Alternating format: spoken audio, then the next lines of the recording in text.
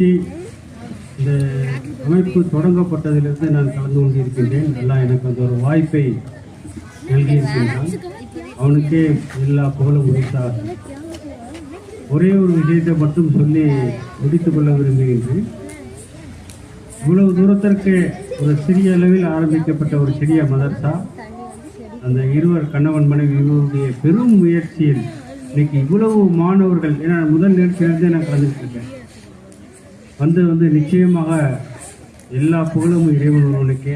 அந்த இதை நடத்தி கொண்டிருக்கின்ற, மிகவும் கஷ்டப்பட்டு நடத்தி கொண்டிருக்கின்ற அவர்களுக்கு இறைவன் இம்மையிலும் நன்மை செய்யணும், மறுமையிலும் நன்மை செய்யணும், அவனுடைய அருள் கொடைகளையும் கொடுக்கணும், வரக்கத்தையும் ரகுமத்தையும் கொடுக்கணும், என்ன அவருடைய சொர்க்கத்திலேயும் இடம் கொடுக்கணும், இவ்வுலக வாழ்க்கையிலையும் அவங்களை சிறப்பாக்கி வைக்க வேண்டும் என்று இறைவனிடம் இருதரம் ஏந்தி நான் பிரார்த்தனை செய்கின்றேன்.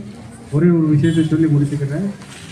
ரசூல் ஸல்லல்லாஹு அலைஹி வஸல்லம் அவர்கள், அவங்க முன்னால் பேசிய ஹஸரத் அவர்கள் சொன்னார்கள், அந்த குர்ஆன் வசனம் எப்படி இறங்கியது, அதனுடைய அர்த்தம் என்ன, அது கல்விக்கு எவ்வளவு முக்கியத்துவம் கொடுக்கின்றது என்று. அதுபோக முதல் போரில், பதிரு போரில் ரசூல் ஸல்லல்லாஹு அலைஹி வஸல்லம் அவர்கள் எதிரிகள், மக்கத்து வாசிகளுடைய எதிரிகள் காபீர்கள் பிணைய தொகை கொடுக்க முடியாவிட்டால் அவர்களுக்கு கொடுத்த ஒரு சான்ஸ், கல்வியை கற்றிருந்தால் எங்களுடைய சகாபாக்களுக்கு நீங்கள் கல்வியை கற்றுக் கொடுங்கள் என்று. பிணைய தொகையை விட ஒரு பெரிய விஷயம், காசு இல்லாட்டாலும் பரவாயில்ல, கல்வி இருந்துச்சுன்னா உங்களுக்கு விடுதலை, அதை கற்றுக் கொடுத்துட்டு போங்க அப்படின்ட்டு. அதனால் கல்வியுடைய முக்கியத்துவம் அதை இந்த நடத்தி கொண்டிருக்கின்ற அந்த நிர்வாகிகள் மிகப்பெரிய முயற்சி செய்து கொண்டிருக்கின்றார்கள். என்ன இன்னைக்கு மாணவர்கள் கொஞ்சம் கொஞ்சமாக அதிகமாகிட்டே இருக்காங்க.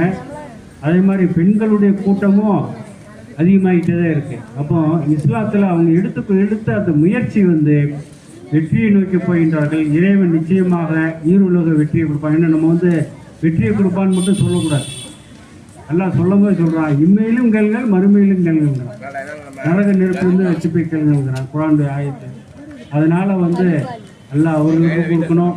இதில் சேர்ந்து மாணவர்களாக கல்வி கற்கக்கூடிய, அந்த துனியா கல்வி கற்கக்கூடிய அந்த மாணவ மாணவிகளுக்கும், இதில் உழைத்த அனைவர்களுக்கும் அல்லாஹ் இம்மையிலும் நன்மை செய்ய வேண்டும், மறுமையிலும் நன்மை செய்ய வேண்டும், நரக நெருப்பிலிருந்து ரட்சிப்பை கொடுக்க வேண்டும்.